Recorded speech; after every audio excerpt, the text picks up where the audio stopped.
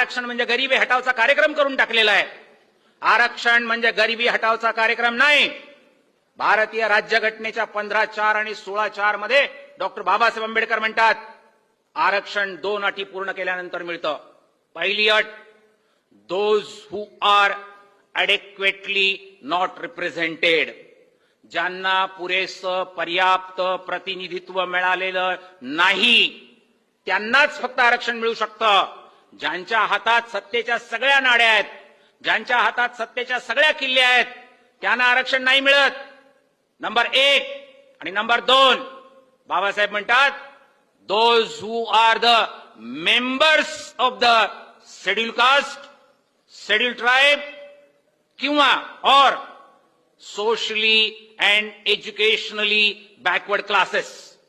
तुम्ही सामाजिकदृष्ट्या आणि शैक्षणिकदृष्ट्या मागासलेले, तुम्ही अनुसूचित जातीचे किंवा अनुसूचित जमातीचे असाल आणि तुम्हाला पुरेसं प्रतिनिधित्व मिळालेलं नसेल, या दोन्ही अटी तुम्ही पूर्ण केल्या तरच तुम्हाला आरक्षण मिळेल.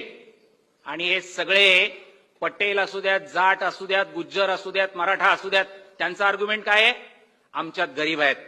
खरं आहे, अनेक मराठा लोक हमाली करताना मी पाहिलेत, रिक्षा चालवताना पाहिलेत. हमाली शेतमजुरी करणाऱ्या माझ्या या बांधवांबद्दल माझ्या मनामध्ये अतिशय प्रेमाची आणि आपुलकीची भावना आहे. मी त्यांचा कधीही अपमान करणार नाही, कारण ती माझीच भावंड आहेत. पण त्यांना मी विनम्रपणे सल्ला देईन, बाबांनो, तुमच्या हक्कासाठी घटनेमध्ये बाबासाहेबांनी 46वा कलम घातलेला आहे.